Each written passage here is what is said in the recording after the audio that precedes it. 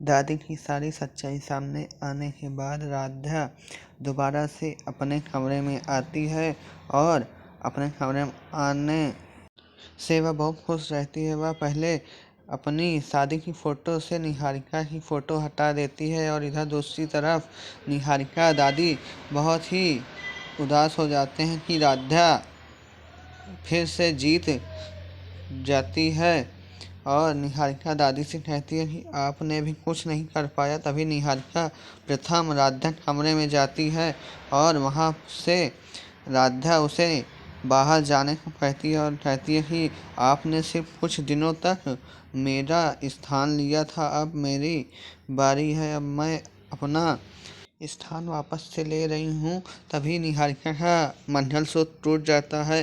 राधा उसे बाहर जाने को कहती है। तभी बाहर उसे रजनी मिलती है। रजनी निहारिका को धन्यवाद बोलती है कि तुम्हारी वजह से भी माँ जी की याददाश्त वापस आई है। तभी रजनी राधा के कमरे में आती है और उसे बसंत पंचमी के त्योहार के लिए सामान देती है। तभी वहाँ से चली जाती है और राधा को ऐसा लगता है कि प्रथम उससे मस्ती कर रहा है। राधा सपना देखती रहती है कि बार बार प्रथम उसे छेड़ रहा है। तभी प्रथम सच में कमरे में आता है और राधा भी जाकर प्रथम को परेशान करती है। तब वह डर जाती है कि और प्रथम से कहती है कि प्रथम सर आप सच में हैं। तभी वही दूसरी तरफ ओमकार रजनी से कहता है कि मैंने मन्नत मानी थी कि अगर माँ की याददाश्त वापस आ जाएगी तो मैं बसंत पंचमी के दिन सरस्वती वंदना करवाऊंगा। इधर दूसरी तरफ बसंत पंचमी का दिन आ जाता है।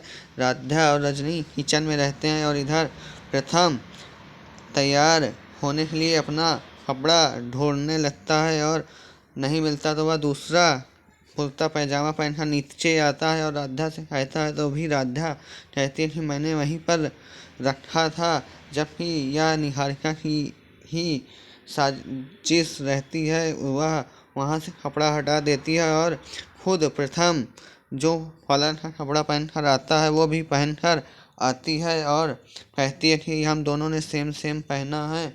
तभी राधा के हाथ से प्रथम के ऊपर हल्दी गिर जाती है और उसका पूरा कपड़ा खराब हो जाता है।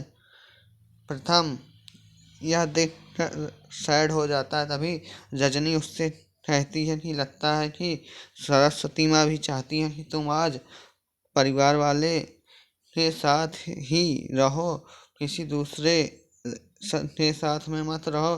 तभी सारे रिश्तेदार भी आने लगते हैं और सारे लोग बैठ जाते हैं। तभी पता चलता है कि जिसे उन्होंने सरस्वती वंदना करने के लिए बुलाया था वो नहीं आ पा रही हैं। तभी रजनी राधा से सरस्वती वंदना कहने को कहती है।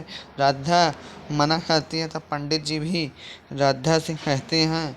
तभी निहारिका की नई साजिश शुरू हो जाती है। निहारिका राधा को मारने के लिए उसपे वीणा में करंट जोड़ देती है, जिससे राधा जब वीणा बजाती है तो उसे शॉक लग जाता है और वह बेहोश हो जाती है।